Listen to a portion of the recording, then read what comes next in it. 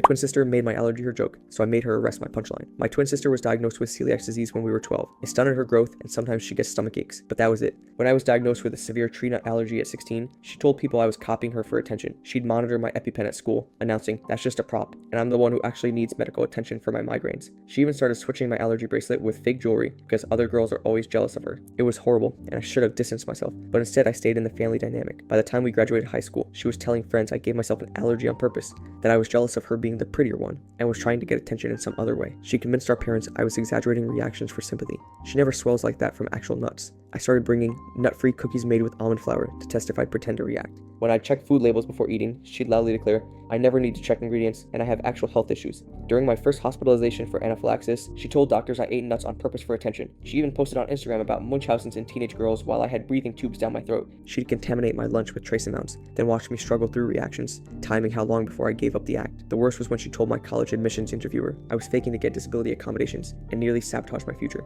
Then came graduation dinner. I'd been managing well, careful habits for months. Sarah noticed. Funny how you're suddenly cool when no one's watching. That evening she pulled our waiter aside. I saw her show him her phone, whispering urgently, and then my entree arrived. The sauce tasted wrong immediately. My throat started closing. By the time they called 911, I was completely blue. A crowd had gathered around me and watched as I was declared dead for 42 seconds. Sarah performed perfectly and started crying as they loaded me in the ambulance. At the hospital, she whispered to our parents, "See, she does this for drama." I've never actually seen her have a real reaction. The ER doctor looked puzzled, but she ingested massive amounts of almond oil. Turns out she'd told the waiter I was lying about my allergy. She'd rather see me dead than admit I had a real condition. But when I tried to explain, everyone saw a traumatized girl blaming her concerned sister. So I decided I'd stop being her victim.